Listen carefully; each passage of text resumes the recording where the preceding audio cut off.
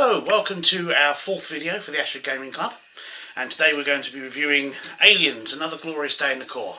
Before I get going, a quick couple of little pointers. First thing first, I've noticed that more people are starting to view these than are members of my local gaming club. These videos were initially designed purely just for the members of my local gaming club to give them something to keep their interest going throughout lockdown. However, I've noticed on YouTube, for some reason, other people are starting to view them. I don't know why, and if you are one of those people that finds these videos of any help, I'm more than happy to have been of assistance. So with that in mind, this is not purely now aimed at the members of my local gaming club. I'll be trying to try and make them a bit more useful to the average Joe out there.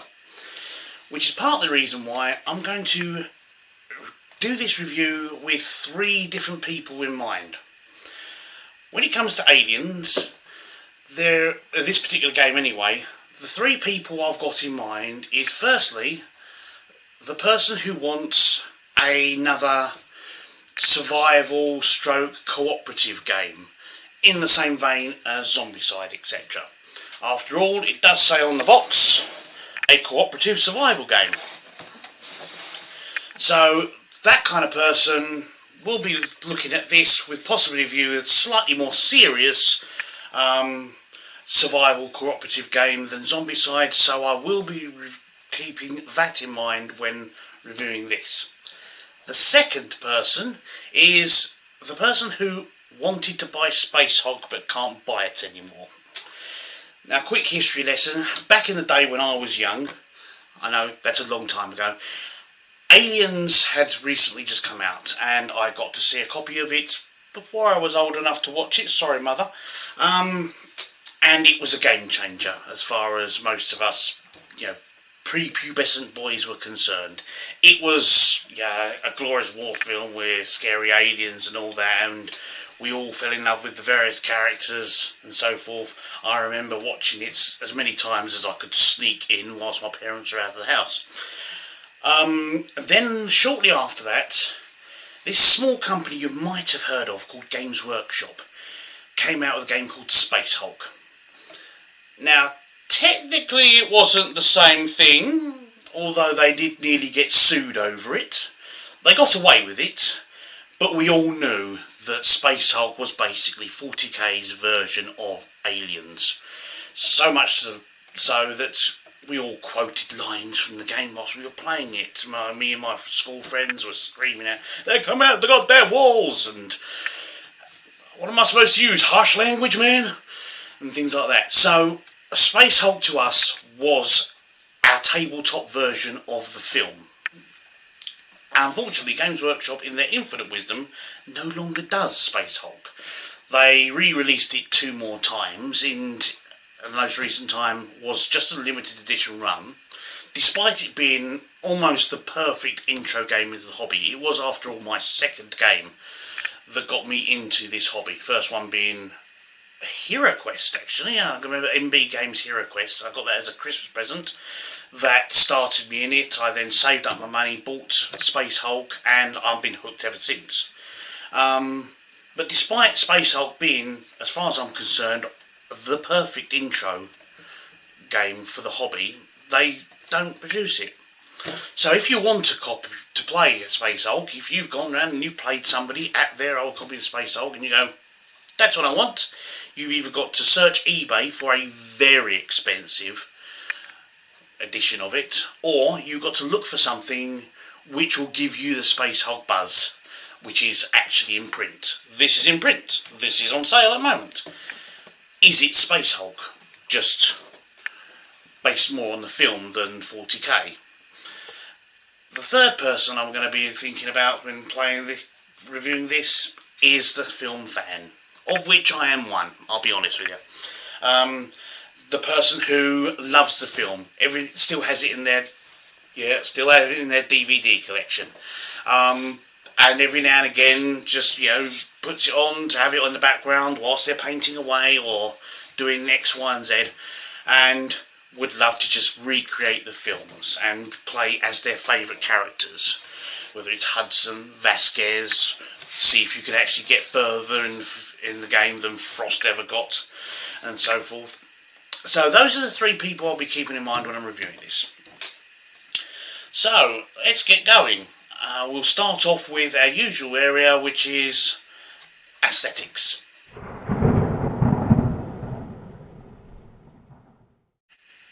So the first stage on the aesthetics is the sprues. If you're a ex-Space Hulk player or played any of the box games from that company that I may have mentioned, you may have heard it, Games Workshop, this is not going to be a big shock to you. A lot of games from Games Workshop, well, nearly all of them basically, come with all their stuff on sprues, and you have to assemble them beforehand. This is what you end up making initially from the initial core box sets. These are actually from one of the expansions. I think that's the Power Loader, and that's the Queen Alien, and so forth. If, however, you are more of a Zombicide player, etc., who's used to all their models coming in one-off pre-mold jobs, that might be a bit of a shock to you, because you will not be used to having to go open it up and then spend the next couple of hours putting your models together. I say, it's horses for courses. Some people consider the whole modelling aspect part of it. Yay! Other people go, I just want to get to playing the game. It is, it's whatever you prefer. Some people may prefer putting them together. Some people don't. As the actual models come concerned, they're very realistic. Yeah, they're very accurate to the film. There's old Ripley with the pulse rifle when she gets it. We got Vasquez, and you can see, lovely, with a stereotypical smart gun. And we got those are these little aliens, right? 16 in total in the initial starting set, and they're all warrior types. The bases are all moulded, so they look like the grating from inside the colony, etc. All of the playable characters, they've actually got their name embossed on the base. I don't know if you can see that on the quality camera, but there's Hicks's name embossed on his base. That's quite necessary, actually, because unlike in, say, something like Zombicide, where every model is in some massively dramatic pose and has loads of stuff to distinguish it, usually depending on the weapons and the gear and all that, the gear they're wearing and so forth, and their hairstyles and so forth. Most of the Marines look exactly the same. I mean, they're green plastic dudes, and most of them are carrying a pulse rifle, wearing body armour and helmet. So without a paint job, it's very hard to tell one Marine from another. So they do need the names on the bases. Even with that, it still can be a bit hard to tell in the middle of a game when you might have your characters on the other side of the table. It can still be a bit difficult to work out who is who. This obviously becomes a bit easier if you're going to paint your models.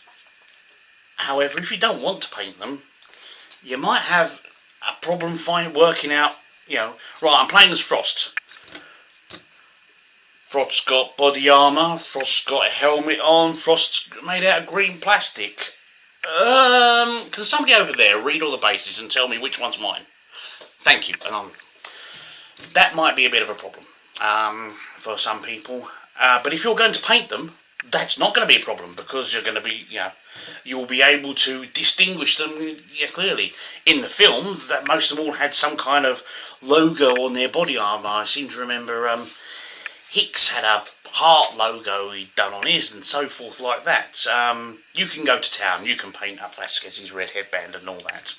So, and obviously the aliens, being the aliens, are going to be really easy to paint if you're going to go down that route. If you don't want to paint them, you may be better served doing something on the base to mark them out. Painting a different colour strip around them or something like that.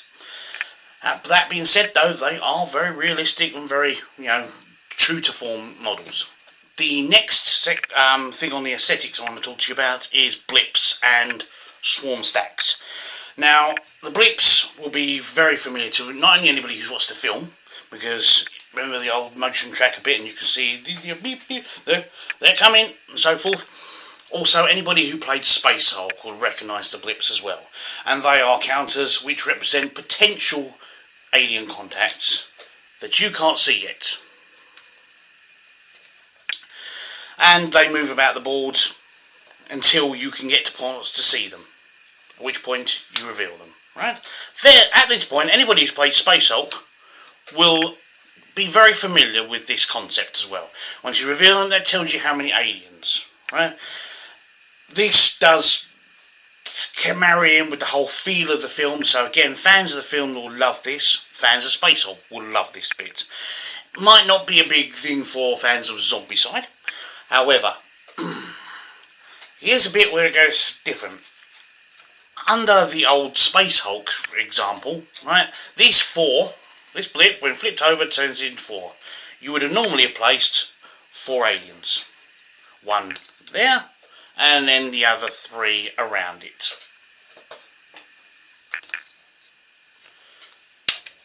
However, in Aliens, Another Glorious Day in the Corps, you flip over, there's 4. What you do is you get 1 alien, and you place it on top of a stack of extra alien counters to represent the extra members, and that now becomes a swarm, known as an alien swarm. Technically, they're both exactly the same number of models. This will divide opinion. On the one hand, I can see why they've done this example. Because this lot, you can already see the possibility for hooking, all these tails hooking onto things, right? They are trying to fit all the models around there. It's potentially a pain in the what's it. Also, you can get away with less models in this making the box set. It makes the box set initially cheaper because you don't need as many actual alien models, right? However, look-wise, which one looks more scary to you? That or that? That looks scary. That looks silly. Especially if you're going to end up with a large stack. I think you're going to end up having particularly 5 aliens there. And the higher it gets, the more to a possibility of actually knocking it off. But it does make it much quicker gameplay-wise, because this lot you're going to have to move individually. Try not to hook them onto anything, squeeze in there. Oh, he can't get there, he's going to come around the back here and everything to try and get to him. This, one lot. It's in contact. The whole blips turning into swarm stacks is much quicker, is much smoother, and causes less clutter on the table. However, it doesn't look as scary as putting a whole swarm of actual alien models on there. I'm divided on that one myself, I'll be honest with you. I can see both sides of that argument. But the point is, what do you prefer?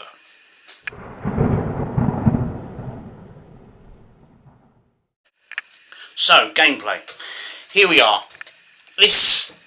In order to understand whether the gameplay is going to be right for what you want, there's 2 real concepts you need to understand. And that is the endurance deck and the aim dial. Endurance deck, aim dial. Right, to start with, the endurance deck is basically a deck of cards. And there are various things on here. Different weapons, different equipment, different events, and even, hazards like Burke's treachery and going into blind rage, etc. The upshot is, at the beginning of a game, you start off with this deck, and this deck represents not a whole combination of things, ranging from how much ammunition you've got and equipment available to your team. Fans of the film will remember how they started to run low on ammunition after the first engagement and only had what they managed to salvage from the wreck of the APC. It also represents their mental fortitude of the team. You start running out of loot losing your mental fortitude, you've got a chance of people like Hudson, just finally losing it and becoming about as useful as a chocolate fire guard to you, and so forth. This is all represented by the endurance deck. If the endurance deck runs out, you lose the game straight. You have to manage this, right?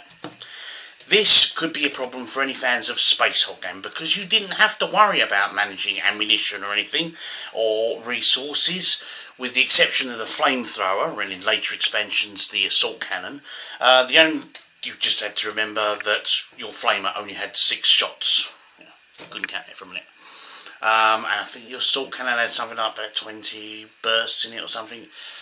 But you only had to worry about the heavy weapon. All your normal dudes, their storm bolters, just keep blazing away, dakka, dakka, dakka, dakka, until the chaos came home. You didn't have to worry about managing ammunition supply and resources. You do in this. So that may be a problem for Space Hulk fans. But this is how it basically works. To begin with, you get all your characters get to choose up to 4 pieces of gear, up to 2 weapons, and up to 2 pieces of equipment. So, for example, I might have a guy, and I'm going to go through this. I'm going to take a pulse rifle. I'm going to then take as a bit of a backup. Where is it? Yes, a pistol. So that's 2 weapons. I'm going to equip my guy with body armour, and then I'm going to also equip them with, there we go, an M4 helmet. Right? So that's 4 cards gone. There are up to 6 players. So 24 cards can disappear from this deck before you've even started the game.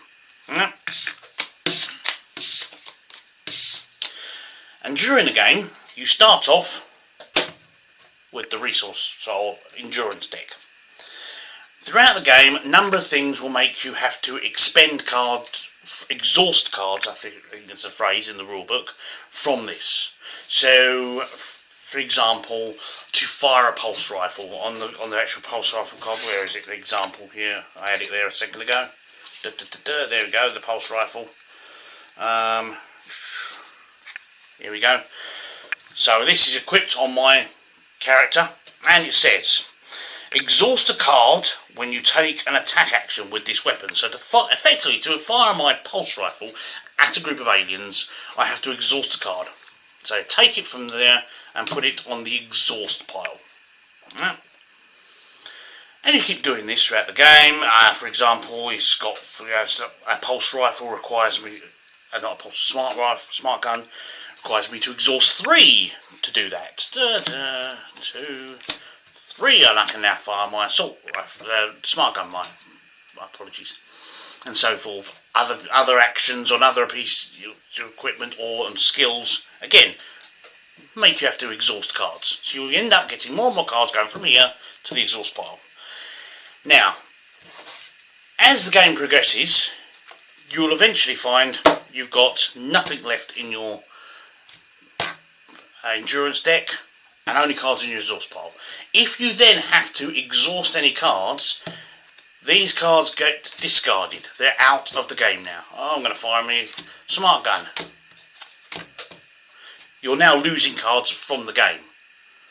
When this goes, if there's nothing left in these 2 piles, that's it, game over. You all lose as a team.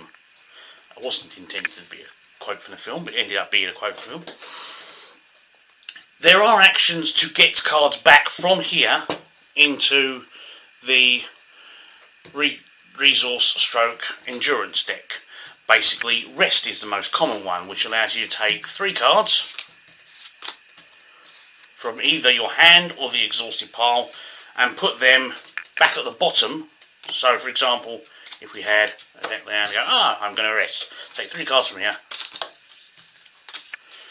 and these go back at the bottom of the endurance deck.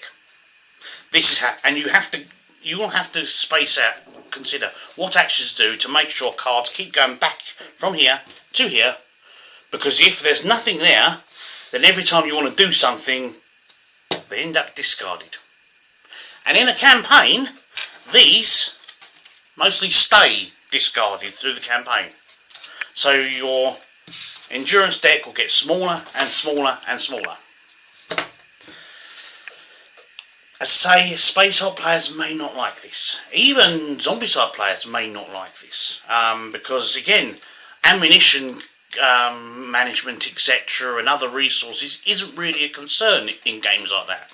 However, fans of the film will probably love that, because it reminds them of the scenes when Hicks is going, remember, short control bursts and all this kind of stuff, because you have to be careful with your shots. You just cannot go blazing away, like Hudson does, because you will end up running out of cards and losing the game. The second big thing is your aim dial, which reminds me of the X-Wing dials, etc., where you chose your flight order and you put it next to your fighter upside down and then you revealed it. Right, in this, each character has an aim value, and at the beginning of the turn, you set the aim dial to the number. So, let's say, for example, my aim of whatever character I'm using, let's say Hudson, is 7. So it goes straight to 7. I set it to 7, there I am. That is now the score I need to score equal to or less than on a 10-sided dice in order to cause a hit on an alien, or its swarm, for more precisely. For every hit, lose either the alien model or one of the counters underneath it. If it's got a load of counters, you start reducing models in a swarm. However, every time I fire a gun, I also reduce the counter to the next one down. So I fired, I needed a 7 or less. I ended up getting a 1 there. Yep, a star is well, actually no, star is 1 on these dice. So that's a hit. I've now reduced my aim from 7 to 6. Next time I want to fire, I need to have 6 or less. That's another hit. But especially now, lots of weapons have full auto, so I can keep firing, even though I only have a certain amount of actions. As long as I keep hitting, I can go again. I still have to exhaust another card each shot to fire again, and again, and again, and again. But, as you'll notice, my accuracy, that's a hit again. I've now gone down to 4, I can go again. I've now missed. In short, it's much better to have, instead of one person firing 4 shots, it's much better to have 2 people firing 2 shots each, because your aim won't go down so much. One person firing 4 shots will have to knock their aim dial down 4 times. And as your aim gets progressively worse and worse, you'll end up expending cards, but not hitting anything. Again, going back to Hicks's quote, remember, short control bursts. Whereas Space Hulk, your aim got better the more you fired. I remember you ended up having, I think, a Storm Bolter roll 2d6, and if you scored a 6 on either dice, you killed the G-Stealer at the end of the corridor. But if you missed and you kept firing, you got a sustained fire bonus, which meant either dice coming up a 5 would score a hit, and so forth. You actually got better as things.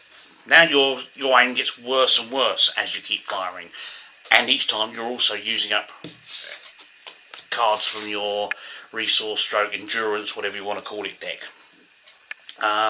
So these, again, if you're a fan of Aliens, the whole, they're coming out the goddamn wars and we're running out of ammunition and so forth, that is very thematic of the film. Other people might have a bit of a problem with that.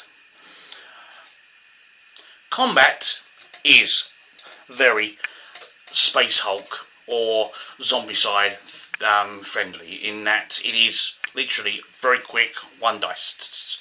So basically all you have to do when an alien swarm reaches you, you roll 1 of these 10-sided dice. Right? 9, that ain't good. If you've scored equal to or less than your dodge skill, you've avoided getting grabbed and knocked out by the aliens.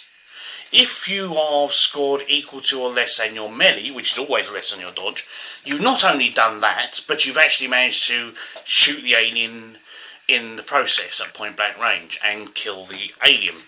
So you remove one alien from the attacking swarm that was trying to kill you.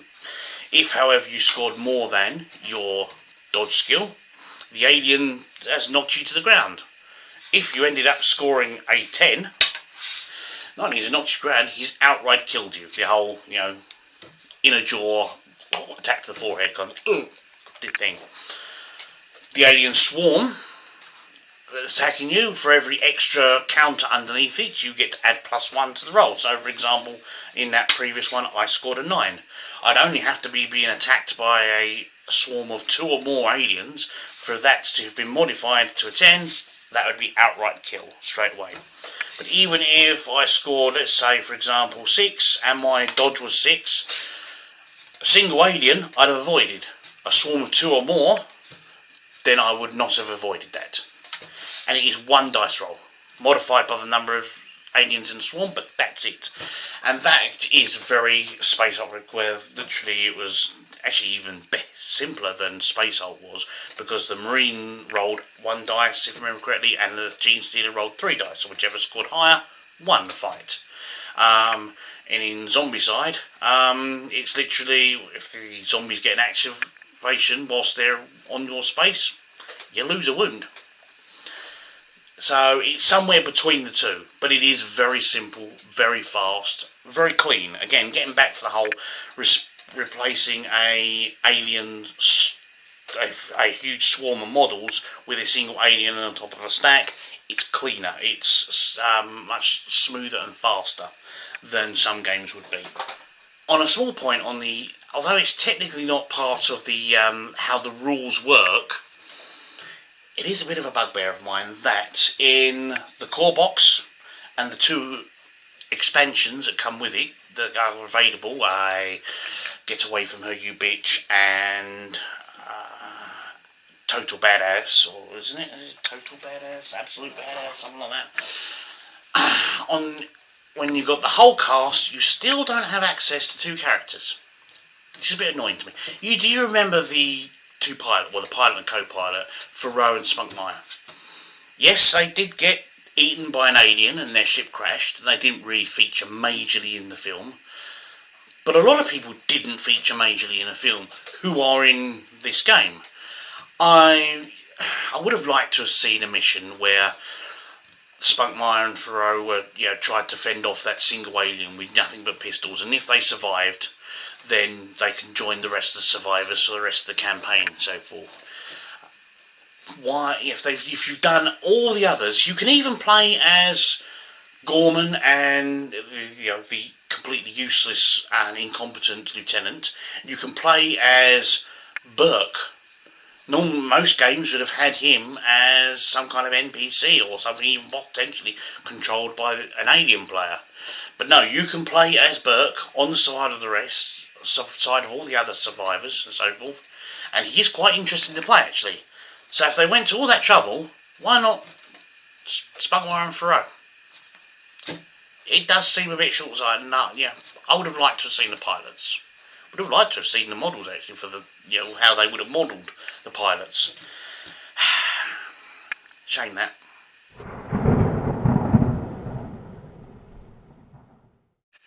So, lifespan.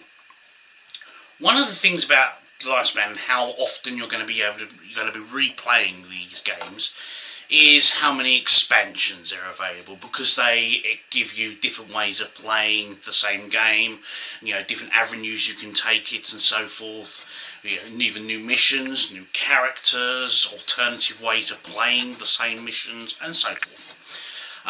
Unfortunately, there are no expansions for this. Yes, I know what you're thinking.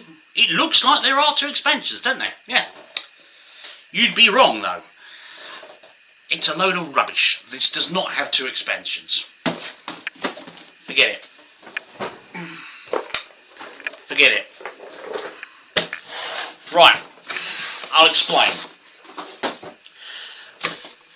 When you get an expansion, as far as I'm concerned, you may disagree, but as far as I'm concerned, an expansion either gives you a new way of playing the same missions, like with a new team, for example, of alternative characters. A good example might be, what if, instead of sending the Colonial Marines in, the company sent its own commando team in, and you might then get an expansion with alternative new models and character cards. No new missions or anything like that, but you've got a new team, and therefore you can play the same missions but potentially in a different way with new tactics and so forth, and so perhaps based on comic books, etc. Let's face it, there's enough alternative material out there on the Aliens universe. Another alternative expansion might be to follow another film, for example, be based on Alien 4 Resurrection, and instead of trying to survive Hadley's Hope, trying to survive with all the mercenaries getting off the ship that's slowly heading towards Earth in that one. Those would be expansions. But the core game would have everything from just the original film, the original cast, all the original missions from the original film, and so on. No, not here. No. This. All this gives you is 7 people. A quick check of the film will tell you there was, if I remember correctly, 16 potential people in the cast. Now, we've already discussed that they haven't done Thoreau and Spunkmeyer, so it takes you from 16 down to 14, right? Of those 14, one is a child who has never played on her own, Newt. Instead, whoever plays Ripley controls Newt, right? So we now go down from 16 down to 13 potential playable characters. However, you only get 6 of them in this.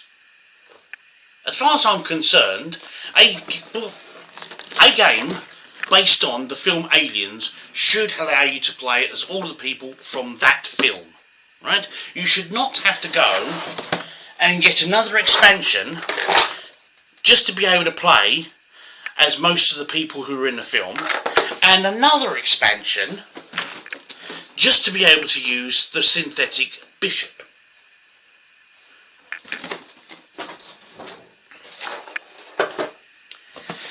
You do feel, or rather I feel, a little ripped off here. Also, mission-wise, apart from various what-if missions, resupply mission, rescue mission and so forth, the actual ones based on the film, you only get in here to play up to the mission where Ripley and Newt are trying to survive against 2 facehuggers. You do not get to play the rest of the film in this core box set. In order to do that, you have to get away from her, you bitch. The expansion, that is. I'm not trying to swear, that is what it's called. That seems wrong to me. An expansion should be about other films or alternative characters or everything. You should not have to get... You should have everything for the actual film in here. You should not have to get 2 more expansions to be able to play the full film.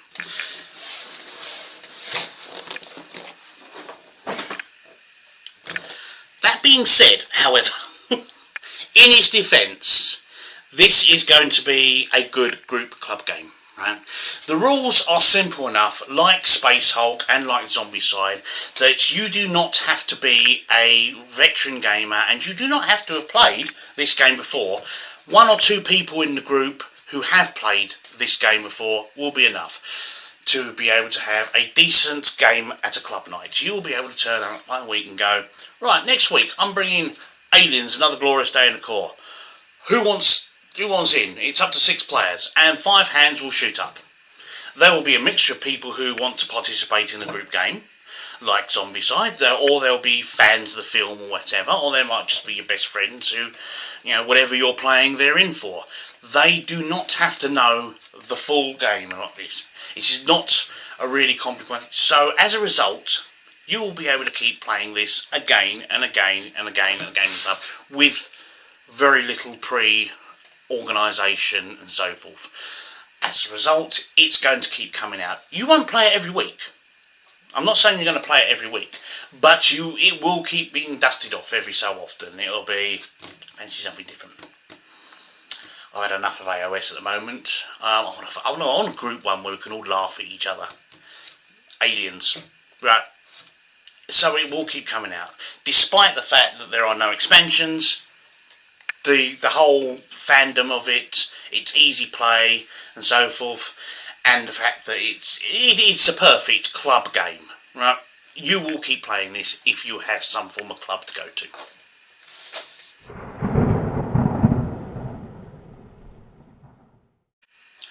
Okay, so now we're going to do cost. This is the final section before I do my summing up. Right, on the one hand, it seems good, doesn't it? Because £50. You can get it for cheaper on certain sites. I've seen it available for £45 on Amazon, etc. But basically, the recommended retail price for the core set is £50, which compares initially favourably with the competition out there. So if you are comparing it on the fact that it is a cooperative survival game, you're comparing it to Zombicide, recommended retail is about the £80 mark. So 30 quid cheaper. You compare it to Space Hulk when it was out, and other boxed standalone games like Necromunda, etc. that Games Workshop produce and all that. They're around about 80 to 90. I think they're about £90 these days. So again, compares favourably. However, as I've said, that is not the full game. That is the full game. So if you want the full game, and I do not class these two as expansions, then you are talking £125. Yes, I know. Ouch! Which does not compare favourably. I'll give you an example. If we compare it to Zombicide, so 125 plays £80. Right? So a full £55 more expensive. Characters. In Zombicide you get 12 playable characters. Here you start off with only 6, but you can get up to 13 playable characters.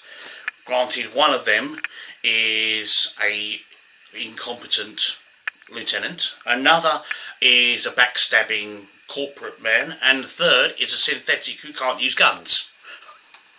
But you get roughly the same number of playable characters. Zombies stroke aliens. In Zombicide 2nd edition, you get a total of 72 when you compare 40 runners, 40 walkers, 16 runners and 16 fatties. A total of 72 zombies. The equivalent here would be the aliens, of which you only get 16. That, to a certain degree, is a bit misleading, because remember, each alien actually represents a swarm and can have several underneath it.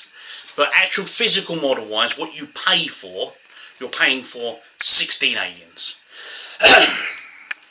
Then comes the abominations, stroke queen. In Zombicide, you get 4 different abominations in the current 2nd edition. Here, you only get 1 queen, and again, you only get her if you've got the get away from her you bitch extra box. You don't get her in the starter set, so you have to hold the whole lot, and you'll get 1 queen. Missions wise, Zombicide 2nd edition has 25 missions in it. This starts off with 9 missions in the core, expanded by another 11 missions to take it up to 20 missions in total.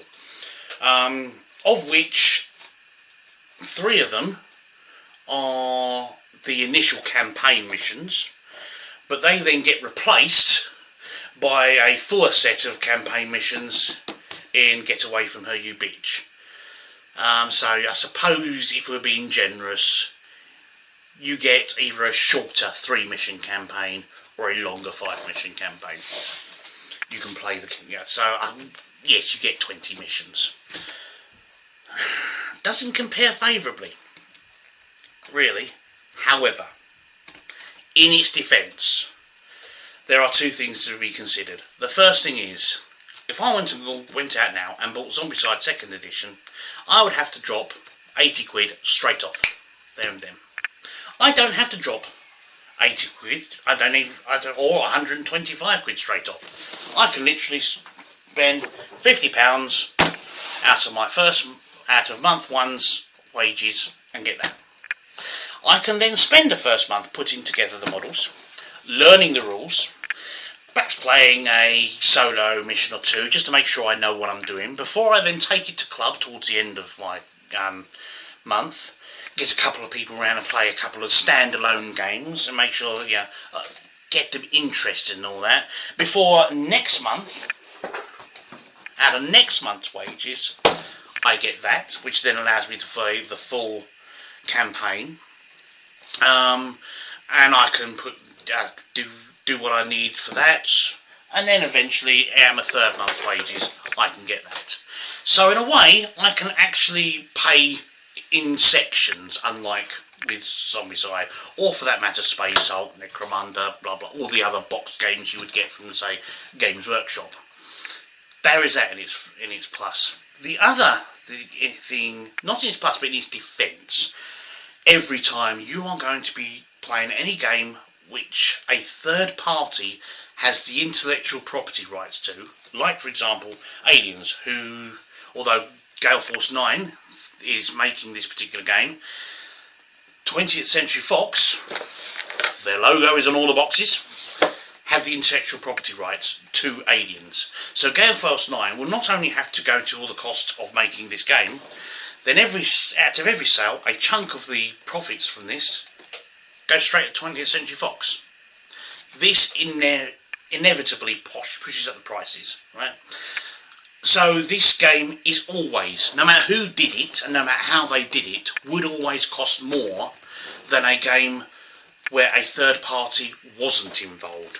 A good example might be Nemesis, which is effectively Alien, the board game, but because it's not Alien and it's Nemesis, they don't have to pay 20th Century Fox any money every time they sell it, so they can get away with having about the same price point as Zombicide, for example, or any other games of that size, because they don't have to pay money to somebody else who has the rights. If you're going to be playing Aliens, you have to accept that the price is going to be more, simply because 20th Century want their cut. If you were playing Doctor Who, done by Warlord Games if I remember correctly, they have to pay the BBC a fair chunk of their profits just for the rights to be able to produce that game. They also do Terminator, I believe. Again, they have to pay the rights, again, to whoever owns the rights for that, and so on. All games based on something like a big film or a TV series or anything like that will be more expensive than a game that is not. And unfortunately, that's the way the world works. You have to swallow it, or don't play them.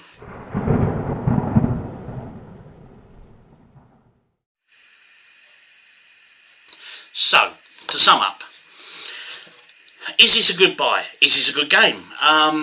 Right, let's go through those three core gamers again.